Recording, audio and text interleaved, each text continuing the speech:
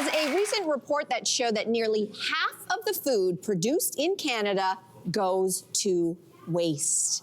That is more than 21 million tons of food, with 42% of all of that being avoidable waste that could be eaten instead. At a time when grocery prices are also skyrocketing, we all want to stretch our dollar and minimize what we throw out. So our next guest is here to help with scrappy spring recipes, perfect for Earth Month. So please welcome zero waste chef Christine Tizzard back to the show. Yes. So glad to be back. Christine, we just want to say how happy we are to see you back. For those who have not heard, you actually were diagnosed with a rare form of cancer a little over a year ago, and you had to undergo a life-saving brain surgery. How are you doing now? I'm actually doing really well. I mean, it's been a hell of a year, but my brain's intact. I'm here, and I'm so happy to be back. We're so happy to have you. Oh my, that is a wonderful update. Yeah. We're thrilled. We're thrilled. Okay, we're gonna get back to scrappy cooking, which is what you do so well. So we're gonna actually start with the delicious food. You brought a bunch of things today, and we're gonna start with something that a lot of people throw out. So when we talk about corn and the corn cob, you say use it in a chowder? The best way to buy corn is when you buy it on the cob, right? And with the husks and everything attached, because a lot of people don't know that this whole thing can be used. So I've made this spring corn chowder that can be eaten warm or chilled. And what I did was, first I infused the broth of the corn chowder with the husks, the silks, and actually the cobs, because it has so much flavor in there. Wow. Oh my God. This is beautiful. So you would just throw it in like water and then like let it simmer for I took a while? a veggie stock, I took this off. I threw this in, and then, you know, you take the corn off, which I'm gonna show you how to do that right now. You wanna get all those silks off. You take the corn off like this, right? I love that, yes. So great if you have kids eating braces. You know, I went through that, or kids wearing braces. I went through that. They don't like to eat it on the cob too.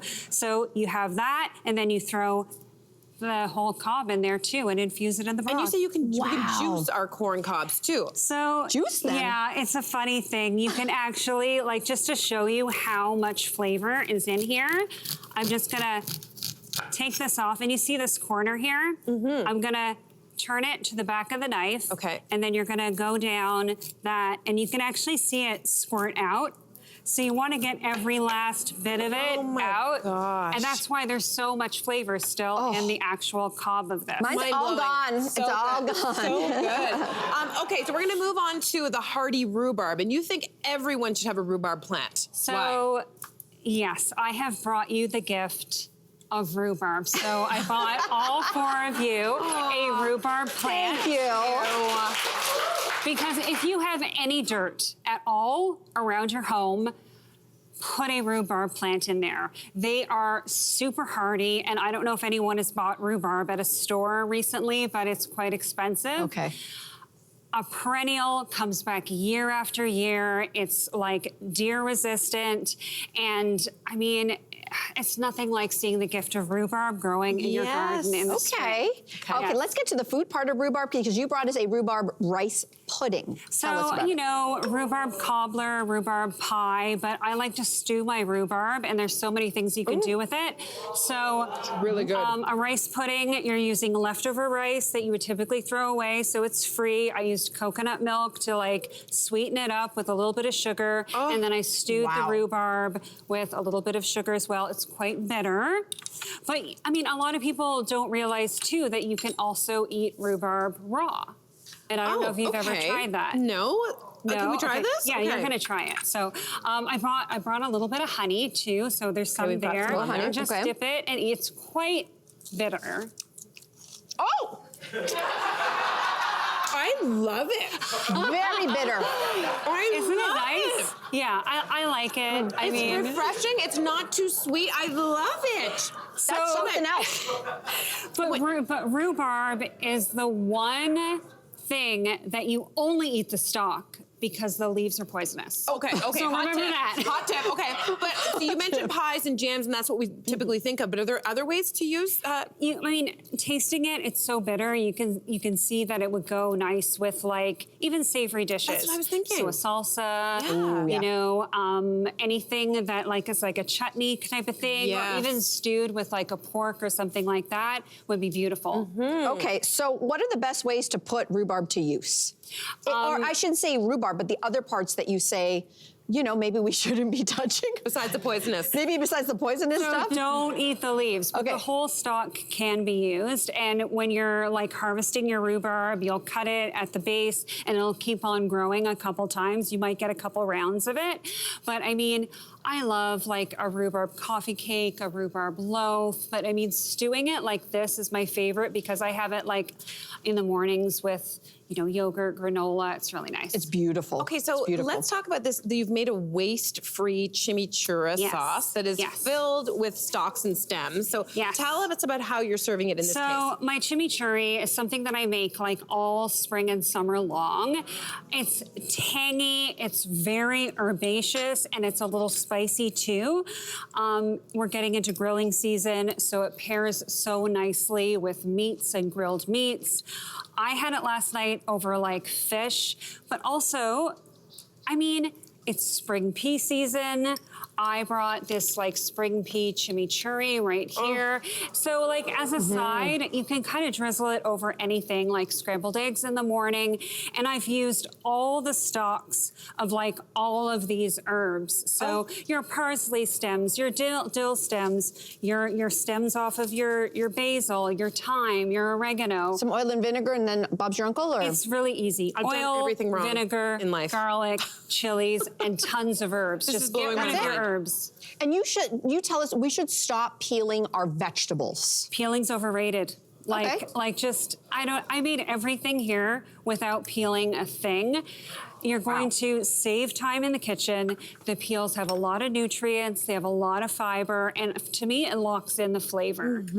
So, for example, this is a potato salad, which is like all through spring and summer, great. Leave the peels on. I've also grated some carrot with the peel on, and you know, you spring it up with your fresh peas, your spring asparagus, and you're good to go. It's gorgeous and fresh. Okay, so last up, we're going to talk about veggie tops because that's another way we're always. I feel like I chop up the carrot, I throw it out. So how can we use these tops? So I mean, there's lots of tops that are kind of like not palatable. So you know, leeks, for example. There we go. You tend to throw these away, but you can, you know, put them in a soup, a stock. It adds flavor. You can pull them out at the end. So you want to think about using up those stalks. But the stems too, like beets, your beets. Okay. Your beet greens, I love, right? And with the beets, if you buy them this way, it's like a 2-for-1. So you get your beets, you get the stems, and here I made a borscht. Now, borscht is like a hearty kind of thing that you would have through the like cold winter months. Oh, it's nice. But if you puree it, right, you can serve it chilled in the summer. Yeah. And I've used the whole beet. And I didn't peel the beets. And I'm not a beet fan, but I like this. So It's good. nice, right? Really, really nice. It's like Really a little nice. beet shooter. It is. It's a little beet shooter. It is. You bring such amazing, innovative ways for us to use every single part of our food. So, Christine, thank you for doing it again. It's my pleasure. Thank you. So every celebration needs sweet treats. So today we're honoring Earth Day with delicious vegan desserts. Yeah, and here to teach us how to bake with plant-based spring colors is culinary expert Colin Asuncion. Welcome back to the show. Good to see you. Oh, I'm thrilled to be here. Thanks for having me. Nice to see you. Can't wait to dig okay, in. Colin, a lot of people think that baking vegan sweets can't possibly be as good as ones that have like things like butter and things like that. So, but you say they can actually be better. So what are the key elements to vegan baking? Yeah, so I always say pick recipes that are vegan by design. So recipes that aren't trying too hard to pretend like there's something non-vegan. Okay. Because then your recipe will be a little bit simpler to execute. And then also you're gonna lean into natural flavors like coconut, chocolate, and fruit, and let those flavors sing, and then it'll result in a delicious dessert. That's fantastic. All right, so are there some pantry items that we should stock up on? Absolutely. So plant-based milk, so almond milk, oat milk, soy milk. Love it. And then to replace eggs, you're gonna wanna stock applesauce and pumpkin puree because those work as binding agents. Okay, didn't know and then also neutral oil, so avocado oil, coconut oil, or canola oil. Love it. Okay. Yeah. So today you have brought this gorgeous spread of treats, and you use natural ingredients to create these beautiful spring colors. So you're first going to show us how to make colored icing. Yes. Tell so us about this. we have a vegan icing right here. So this is so simple. It's just icing sugar, a little bit of corn syrup, and oat milk. And then I have these coloring agents here that you might find in your pantry, some natural flavors and natural ingredients. So we have beetroot powder, turmeric, and matcha. And like just adding one of those to your icing can make a beautiful color. So we're gonna start with just a little bit of turmeric. Okay. And then we're going to, crust form, but that's And okay. that doesn't impact the flavor, because turmeric does have a little bit of a little bit flavor. of it, It does impact the flavor a little bit, but if used sparingly, then it's not too crazy. Okay. Yeah, so look at that, a beautiful sort of mustardy That's a yellow. great idea. I Yeah. never thought about that. That's beautiful. That's wonderful. All right, so the first sweet that you brought first is the lemon poppy seed sugar cookie. Yes. So let's dive in. Talk to us about this one. Okay, so this is very similar to sort of a traditional shortbread cookie. The only vegan swap is we replaced regular butter with vegan butter. And we added lemon zest and poppy seeds for like texture and flavor. And then we have that vegan icing on top. Can I be honest with you? I don't care what's in this. This is really Oh, good. good. Really Oh, good. great. The hint of lemon is really nice. Okay, so tell me, my did gosh. you mix this color? Yes, so that is actually the vegan glaze, but with butterfly pea powder. And that's PEA, not PEE, for that beautiful blue color. Yeah. All right, so Colin, how would you customize these cookies? So you could change the flavors of the dough itself. So you could do different zest, like orange zest, add cardamom, like different spices. Or you can make the cookie plain and then throw some jam in the middle and make a sandwich cookie. That would Delicious be- That would be dessert. really good. Okay, up next you have a blueberry coconut bundt cake. Oh. Yes. Cakes are usually made with butter and eggs and milk. So talk about the vegan substitutes in this. Absolutely. And I'm gonna cut you some slices while I chat. So this was inspired sort of like that by was like a good, powdered Colin. donut. Yeah. Right? And so the vegan, I might make a little bit of a mess. That's but okay. We'll that's clean it okay. up. We'll eat it. So we have, instead of butter, we have oil. Instead of dairy milk, we have coconut milk. And then instead of eggs, we use applesauce. So really great vegan alternatives. Okay. And then of course there's toasted coconut in there. Ooh. Oh, I'm gonna make a Yeah. total mess. look but That's c'est at la okay. vie. That looks There's so one that good. for you. is. And I'm gonna There's turn one this for around you. so everybody can see the inside of Please this enjoy. delicious Oh cake. my right? gosh. Okay. Talk about, like, I've made bunt, What whatever. you made a bunt cake cakes? before, but I hate it when they get stuck. So you have any tips for that? Yes, you know, unmolding a bundt cake is so annoying. It is like the bane of my existence, but with a few tips, you can do it very successfully. So you wanna grease the heck out of your pan. So whether you're using oil or vegan butter, just make sure it's really well coated, and then coat it with a generous coating of flour. That's why you have this sort of powdered donut look. And then, once your cake is done cooking, let it sit for 15 to 30 minutes, so it gets pretty cool but a little bit warm, and then when you flip it over, it should slip right out.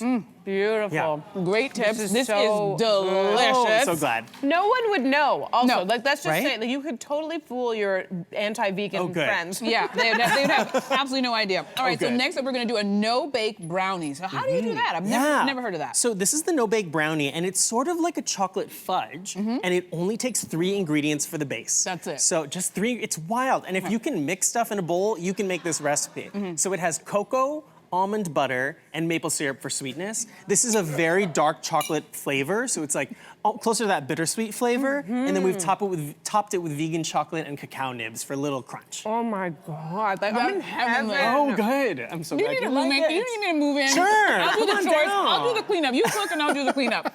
I love it. What are some ways that we could customize these? So you could add different inclusions, like you could add nuts to the dough, and you can top it with different things. You could add some flaky sea salt, you could add some more nuts, or, so store-bought chocolate sandwich cookies are usually vegan. So you could chop those up and throw those on top as well. Oh, no way, Yeah. no idea. Yeah. That's You very just cool. have to check, Wild, right? check the ingredients. Check the Yeah. ingredients for sure, but yeah, usually they are vegan. Speaking of cookies, you brought another cookie for us to try. Tell us about these matcha strawberry amaretti Yes. cookies. Okay. Yeah, so These are inspired by that classic Italian amaretti cookie, but I put a little bit of a twist on the flavors by adding matcha green tea powder and then adding strawberry jam in the middle for just a little bit of a different flavor experience. All right, before I inhale this cookie, I understand that there's a special ingredient in it. What is it? Yes, so it's called aquafaba, which is, I just heard a gasp, love that.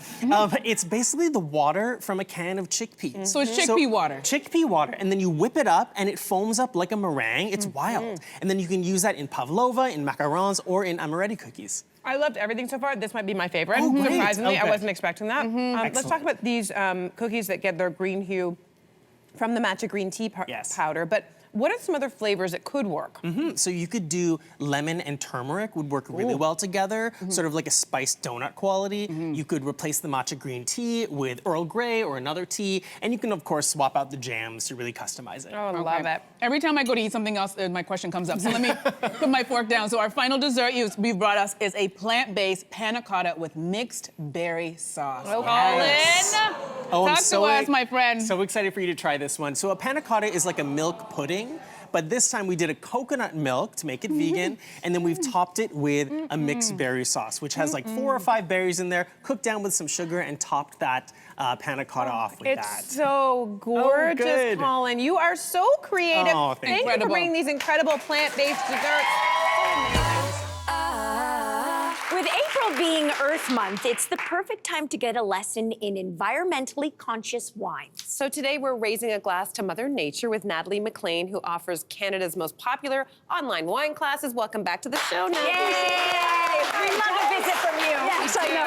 I know what that represents. So Natalie, there are several ways that a wine can be made eco-friendly. And today we're gonna focus on a few of them today, starting with vegan and vegetarian wine. I don't know about me, or you guys, like I didn't know, I assumed they were all vegan. Exactly. So, Grapes, right? Yeah, tell us about this. Well, it's all about the clarifying process. So let me clarify that for you. Okay, please, yes. And I should also note that I'll be using recycled humor throughout the segment so that I can minimize my impact on the audience. So yes, just Very trying to good. think ahead. Yes. Okay, so the clarifying process is when they remove tiny little particles that can create cloudiness in the wine and an overcast feeling of doubt in the wine buyer, even though they're perfectly harmless. The particles, not the buyers. So what they do is they add these fining agents to fermenting barrels of wine. Okay. And as these float through the liquid, they glom onto these tiny particles, they float up to the top, and then the vintner scoops them out. Gotcha. Now, commonly used fining agents include egg whites, milk proteins, gelatin, which are animal proteins, and bizarrely, isinglass, which are fish bladder proteins. Wow! Who knew? I didn't know this. Oh my gosh, Lots of mind raised blown. eyebrows. Yeah. And it doesn't change the taste or It doesn't anything, change it's just the clarity. Exactly. So vegetarians are usually okay with milk proteins or egg whites. But for vegans, all 4 are out because trace amounts could be absorbed into the wine, even though they are harmless. Yeah, fair enough. So tell us about the first vegan wine you've brought us. Okay, so we have the light, luscious Lilius Chardonnay from Westcott Vineyards in Niagara. And this one, yes, isn't that nice? That's lovely. Even on the smell. But they don't use any animal products in making their wine. So you've got aromas of golden apple and pear and honeycomb. Crispy. Isn't it lovely? Yeah, it's really lovely. Yeah, absolutely. So completely vegan there. This is gorgeous. And Loves it. yeah, it doesn't. I mean, I would never know. I would never know in the first place. What's the second vegan wine you have for us? So I have Michel Charpentier, La Vie de Villa Haute de Côte-de-Roussillon Village. It is- Wow, say that 5 times I know. fast. It is a Holy. mouthful to say, a mouthful to drink too, right? Yes. So this is a lovely blend of red grapes from southern France. And here's an insider tip. If you see unfiltered or unfined on the label, that's almost always a vegan vegetarian wine. But it doesn't look any cloudier. Neither one of them do. It so they're doesn't. using a different processing method. Yeah, one that does not involve animal products. Amazing. That is so interesting. Isn't that nice? This is fantastic. Full-bodied, smooth, lots of dark fruit going on there. Yeah, you could do Yes. this every day if you wanted to. Absolutely. Let's move on to our next category, which is organic wine. So what makes a wine organic? All right, so making wine is a 2-step process. First, you got to grow the grapes. Then you got to make the wine. So there's a difference between organically grown grapes and organic wine. So the first one, I know, mind blown. The first one means that the winemaker is not using any synthetic chemicals in the vineyard, like fungicides, fertilizers, all that sort of thing. Okay. Organic wine takes that to a next step further, so that there is no synthetic additives or agents in the winery during the winemaking process. So both have to be together? Exactly, to get organic wine. Got it. Okay. And so what that results in is something that I think the wine is better for the environment, you know, local reservoirs of water, any potentially harmful chemicals, local wildlife, not to mention the people who work in the vineyards and in the winery. So organic wines are one of the fastest growing categories in the liquor store. I love that. Okay, so the cool? first organic wine that you brought for us today is a rosé. Tell us about this wine while we sip. Okay, it's the Adobe from Emiliana. It's organic Reserva from Chile. It has lovely aromas. Isn't that nice? Yes. Oh my gosh. Field strawberries and watermelon. I love this one. This is my Isn't it favorite nice? so far. Yes. Oh, good, good, This good, is good. so refreshing and crisp. And it's also vegan. So if you turn around the label to the back there, Jess, nicely done, you'll see a certification symbol for organic and vegan. Okay. Yeah. So that's where you That's look. what you look for it. I You love can it. look that. Now, there are wines that are following organic practices, but will not show that that symbol. But if you see it, you know you're guaranteed. You know you're guaranteed. Yes. Okay, so tell us about the second organic wine you've brought us. Sure, I have Dog Point Sauvignon Blanc from New Zealand. Okay. The lovely, cool climate of Marlborough. You're picking it up, yes. So that's just bursting with grapefruit and limes and lemons, but not a hint of wet dog, right, Jess? Not a hint of wet dog. No dogs here. That is actually a term in wine. We don't want it. No. So, yeah. So, what do you think? I like that. It feels like textbook Sauvignon Blanc. It does. Yeah. It's mouth-watering and yeah, it juicy. gets you right here in the Yeah, cheeks. exactly. Loves it. Okay, so there's another classification called biodynamic. So what's the difference between organic and biodynamic wine? So biodynamic takes organic winemaking to the next level, So it's right? like superhero wine. It's like boom. Yeah. So it connects winemaking to the cosmos. So maybe a little woo here, but I think the more attention to making wine is better. So they're going to use homeopathic like preparations in the vineyard, like chamomile tea and all kinds of things, because they want to encourage the vines to sort of self-heal and thrive. It's kind of like a detox for vines. Yeah. Don't they like plant it even at specific times? like, Exactly. when the moon it's about the is. astrology, the It's like stars. witchy. Yeah, it does. Winemaking. Like I like that. that. Okay, our final category of wines are ones that are made with sustainable farming plant practices. So talk a little bit about this. So sustainable is yet another category that's a little different from what we talked about. What the winery is trying to do is minimize its impact on the environment by reusing, recycling all the energy and inputs or water, that sort of thing, while they make the wine. Oh, I love that. They often follow organic principles, but they're not guaranteed to be organic. Okay. So tell us about your first sustainably farmed wine. Yes, this is a full-bodied, luscious Syrah from, It's very powerful. Yeah, from Hester Creek in BC's Okanagan Valley. And it's so great because they use recycled water to water their vines. Then they take the grape skins after harvest and compost them back into the soil. Oh my goodness. And they regulate the temperature of the winery by having this earthen roof that's full of flora and fauna and beehives. And they use the honey from the beehives in the winery restaurant. gorgeous? I love it. Stories like that. And it's a great wine. It is. It's really good. Yes. Wow. I immediately want to cheese with that one. Yes. I don't know if that's anti-vegan. Oh, this one's not vegan anyway. Yeah, okay, good. You're free to choose. We have come to our final wine. Tell us about Yes. this Cabernet Sauvignon. So this is Benziger, and it's from Sonoma County in California. And Benziger is a pioneer in sustainable winemaking for the past 35 years. And it has a sustainable designation on the label. But what's really cool is that throughout the vineyard, the vines, you're going to find wandering around sheep and cows and butterflies and birds and lost tourists. And they all create this vibrant ecosystem. It's really lovely, though, the vineyards. It's worth visiting. Oh, I love the tales you tell. The tales you tell. Yeah. Thank you so much for sharing all of these eco-friendly wines for Earth Month. Hey, let's do a cheers to Planet Earth. Well, an estimated 40% of the food produced in Canada goes to waste. Yeah, that represents a loss annually of $27 billion. And a lot of this comes from households, with the average consumer eating only 71% of all the food we buy. Don't worry, our next guest is using social media to inspire change, showing her 5 million Instagram followers how to turn food scraps into delicious vegan meals. And she's a New York Times best-selling cookbook author, here with her latest, and I love the title, Plant You Scrappy Cooking. Please welcome Carly Williams back to the show. Congratulations, Carly. Listen, in case people don't realize, April, which we're now in, it is Earth Month, in case we all didn't know.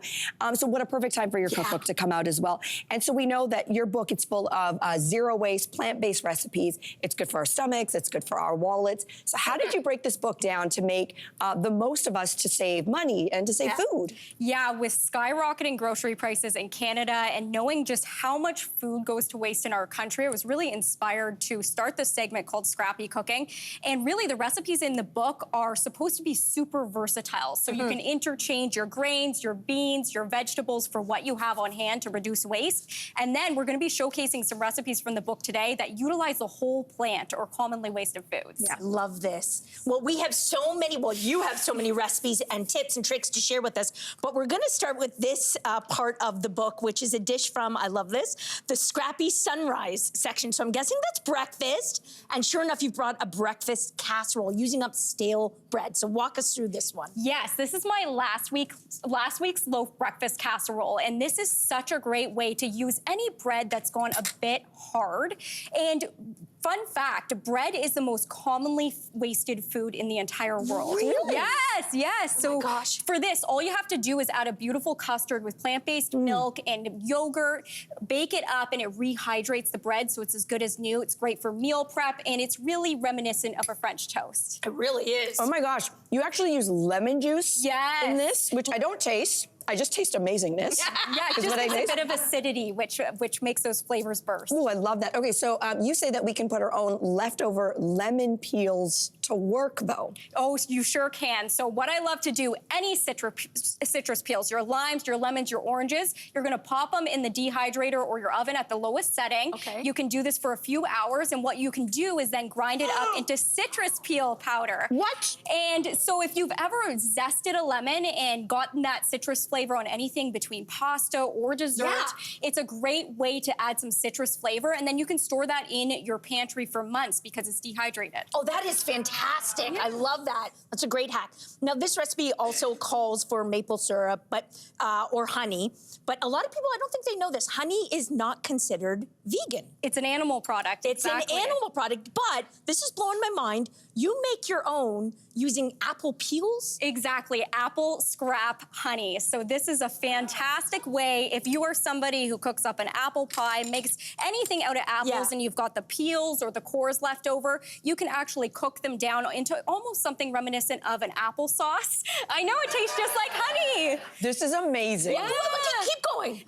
Then you strain it, and you have that leftover kind of an apple juice type of situation, and you make a simple syrup with it, and that's what you have left over. And because of that floral flavor from the apple, it really makes something that tastes just like honey. This is incredible. Oh my God. That's so funny, and probably cheaper to make than honey. Yeah, cheaper to make, especially if you're just using the scraps, right? Yeah. Which is what this is all about. So in terms of breakfast, you have more hacks for us involving our morning coffee. And you say we shouldn't just dump our half-empty cups of joe down the drain or dispose of coffee grinds. What do you do with them? Spent coffee grounds are like a secret sauce to beautiful flavor. So I love to add them. I have a common ground granola in my cookbook. It is so delicious. You add just a little bit of those spent coffee grounds, and it really enhances the chocolate flavor, which is delicious. But some other home hacks that you can do with spent coffee grounds, you can pop them in your fridge for a natural deodorizer, just like baking soda. And then additionally, they make a great plant fertilizer. So everything from your home to eating, don't throw out those coffee. Don't throw them out. Yeah. Okay, let's move on to maybe a lunchy item. And you've brought one of your many sustainable salads that are in the cookbook as well. And it's called strawberry farro salad. And you use the strawberry tops, the parts that we kind of chop off? How so? Yes, so strawberry tops are completely edible. They taste almost like arugula. And the great thing about strawberry tops is you can throw them in a blender with your smoothie, you'll never notice them. But I love to infuse them with vinegar, and it makes a beautiful strawberry top vinegar. And then from there, you can mix it with some vegan yogurt and poppy seeds and make your own poppy seed vinaigrette, which I love to put on this gorgeous summer salad. My God, this is incredible. So that's arugula, but there should be a few tops in there. You won't even taste them if you eat them. Super nutritious too. Why am I throwing these out? Delicious. Okay, that was very cool. Let's move on to another one of your no-waste dishes. And this is the noodle, it's a no-waste noodle dish. Yeah. So tell us about, which again brings back the lemon peels that we're not supposed to be throwing out. So it is a lemon peel pesto pasta. This is my favorite recipe in my book. And yes, don't throw out your lemon peels. So what you can do is just peel them with a potato peeler. You want to avoid some of that pith, which can be bitter. Combine them with cashews, some garlic, nutritional yeast, and vegetable broth, and then some pasta water, another low-waste trick to make the sauce nice and silky. And it makes the most delicious citrus-flavored pasta sauce that is absolutely my favorite dish. This is like spring in a bowl. Exactly. It's so bright and lovely. Isn't that nice? This is amazing. I'm sad to say we're gonna get to our final dish now, and it looks so fresh and delicious. And these are summer rolls made with broccoli stems. Yes. So share with us, tell us about your passion for broccoli stems. Don't throw away your broccoli stems, especially, guys, if you are paying for these by weight. No kidding. Yeah, we're throwing away half the broccoli here. So what we're gonna do, these can be used for so many things. You can just peel off the outer tough layer here. Okay. You can chop them up, throw them in a stir fry. You can blend them up for a sauce. But what I love to do most is cut them into matchsticks for summer rolls. So these are just delicious. Rice paper, we've got some bell pepper in there, cucumber, vermicelli noodles, and you dip them in a beautiful peanut sauce. They're just spectacular. Oh my God. You probably won't even notice, yeah. Oh, wow. If I had a lunchbox, I would want these in my lunchbox every single day. I'm glad to hear it. So delicious. Now making these,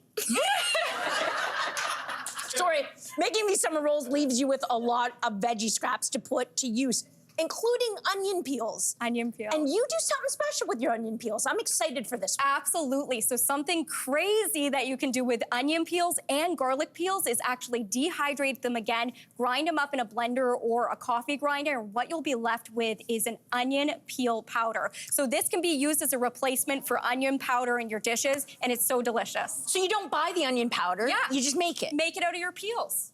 Oh my God. So cool. Carly, this has been like mind-blowing in every single way, which is why you're so good. Here with recipes from Good Food, Healthy Planet is food advocate Punita Chitvalvarma. Welcome back to the show, Punita. Thank you for having me back. I want to say a big congratulations because this is your first cookbook. It is. Congrats. Big deal. So how did you decide to break this down for all of us? I kept it simple because that is a big thing, right? With all the doom and gloom, it can get overwhelming. And so I kept it as simple, practical, sustainable. It's literally in the name. Love it. Well, you have a framework called Eating with Benefits, which I love, that gives simple principles to follow if we want to cook food that's good for ourselves and the planet. And you start with this idea that pulses are perfect. Explain that. Perfect 100. If there was a test, pulses would get the 100. Okay. Because Eating with Benefits, and yes, cheeky name, right? Yes. Is 5 principles, guiding principles that we can use to set our table.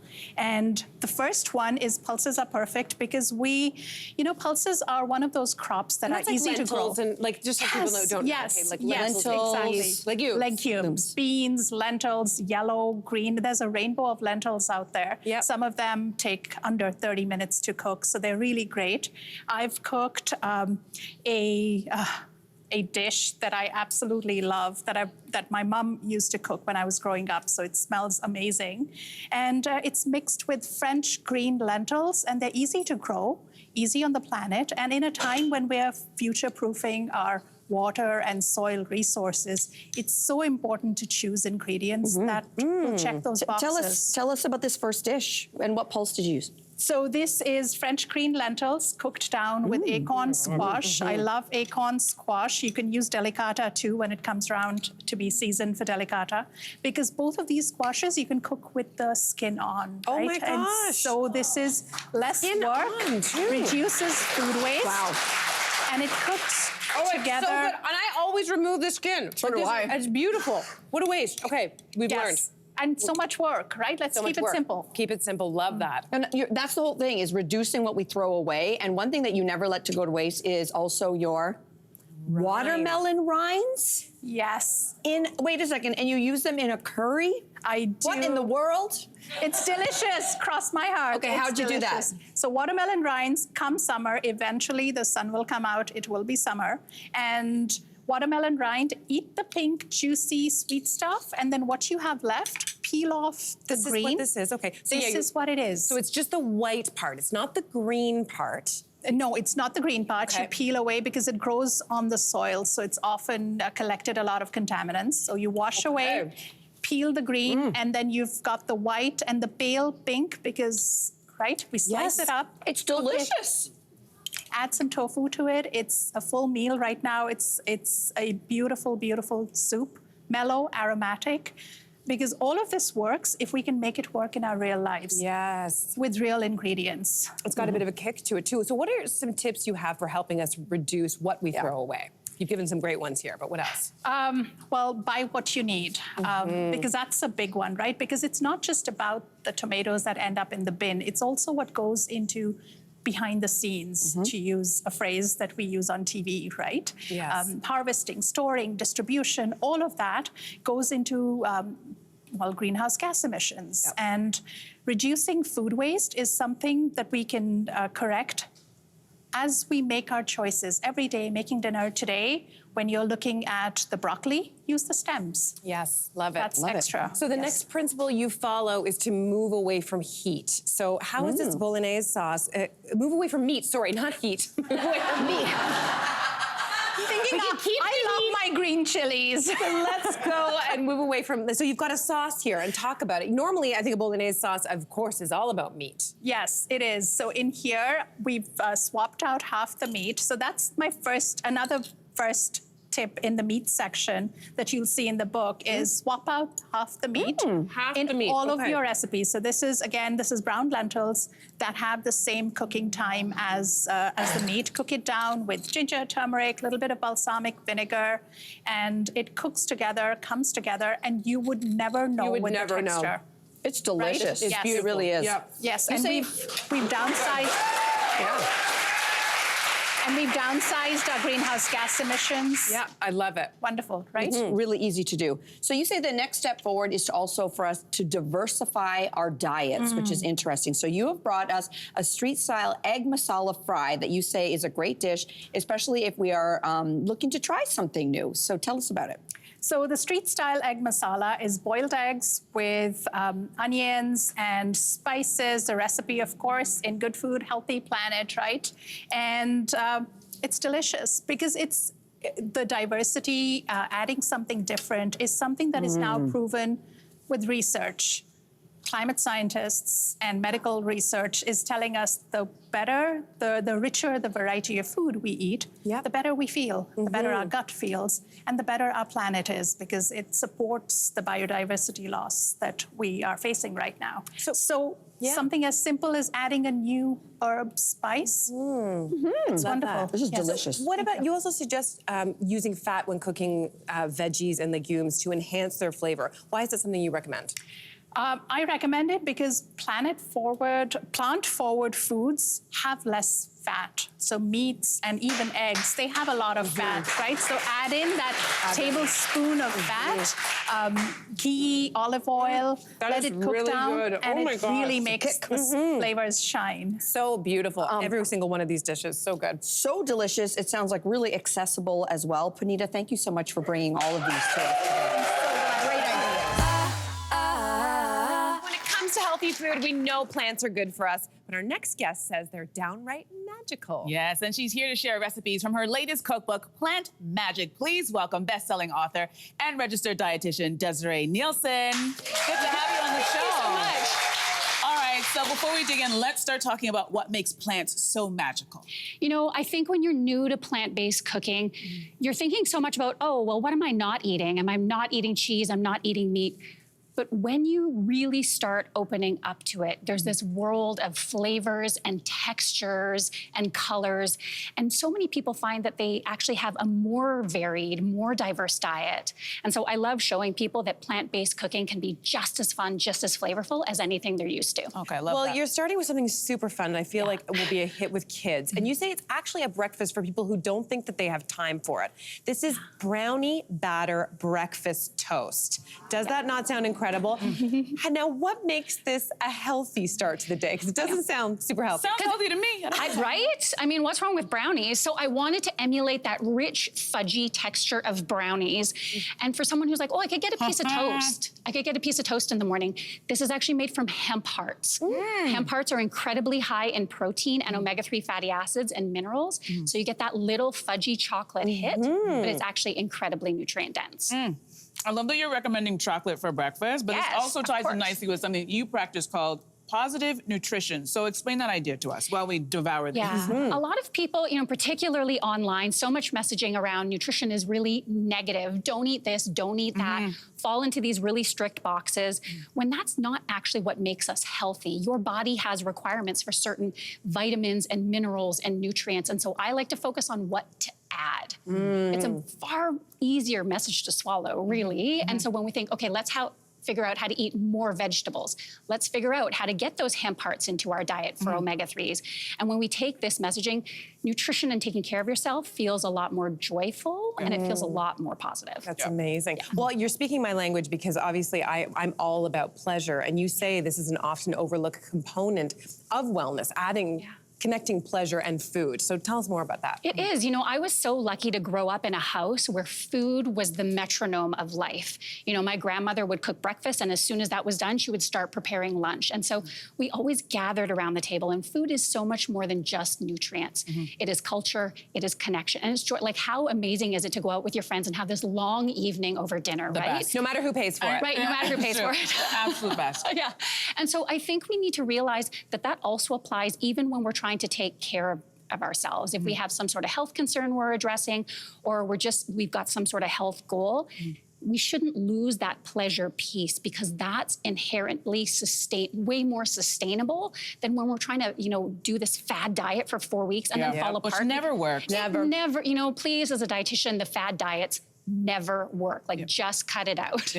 All right, so let's keep the pleasure going. So we're going to try carrot and za'atar pancakes. Did I say that correctly? Yes. Okay, so let's dive in. Yeah. So za'atar is one of my favorite spice blends. So it's very typical to Levantine cuisine, and it's because there's a wild oregano that grows in that area. So this is a little bit of a cheater blend with basic pantry herbs and spices. And I love a fritter, a pancake. It's such an easy way to grate a bunch of veggies to get those in. And then the nice green sauce just got like garlic, that freshness, that acidity. Cilantro. You can add these as like a sandwich filling. They can be, you know, on the side of your plate, but I also love serving if you're doing a snack platter for everyone. You can put this as part of a snack spread, and then everybody can dip. You can do smaller ones so people can just dip. Oh, that sounds delicious. So delightful. Let's talk about protein, because I know a lot of people who are concerned in making that shift to more veg-based if they're not getting enough protein. What do you say to that? One of our biggest misconceptions about protein is that protein is a food, AKA meat. Protein is a nutrient found in all sorts of foods, and it's abundant in plants. You simply need to know where to get it, because I find as a dietitian, people remove the meat from their plate and not realize they have to put a plant-based food that brings that protein back in. So just a half a cup of tofu is 10 grams of protein. Tempeh is also really rich, but also the whole spectrum of lentils, chickpeas, and even hemp hearts.